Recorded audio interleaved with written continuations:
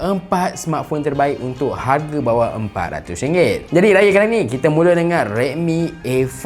Saiz skrin dia besar 6.88 inci jenis IPS LCD dengan 120Hz refresh rate. Chipset dia Unisoc T7250. Smartphone ni ada bateri yang besar tau, 5200mAh dengan charging 18W dekat sini. Bagi saya dah ngam dah kat sini. Skrin dia besar kat sini, refresh rate dia tinggi kat sini, bateri dia not bad kat sini. Dia bagi juga 18W fast charging. Nubia Music 2. First kali skrin dia tak besar sangat, 6.6 inci je, just sedap untuk pegang dekat anda punya tangan. Toran dia ialah 128GB dekat sini. Kamera utama dia 50MP. Bateri dia 5000mAh dan dia ada charging 10W.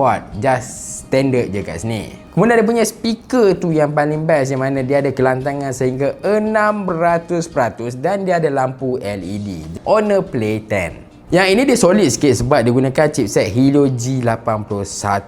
Kamera dia 13MP je, bateri dia 5000mAh saja dan dia punya charging 10W saja. Skrin dia bersaiz 6.74 inci jenis TFT LCD. Jadi dia ialah biasalah kat sini, bukannya jenis IPS. Nubia A56. Dia gunakan Unisoc T606 dengan skrin bersaiz 6.56 inci jenis IPS LCD. Benda lain semua standard dengan charging 10W yang standard kan. 5000mAh bateri dia yang standard kat sini. Dia tak ada benda-benda yang pelik. Kamera pun 13MP je kat sini. Cuma apa yang menarik sangat, untuk tahu anda, ini ialah smartphone yang agak baru jugalah kan. Dan harga dia kadang-kadang anda boleh dapat sekitar 299 macam tu je.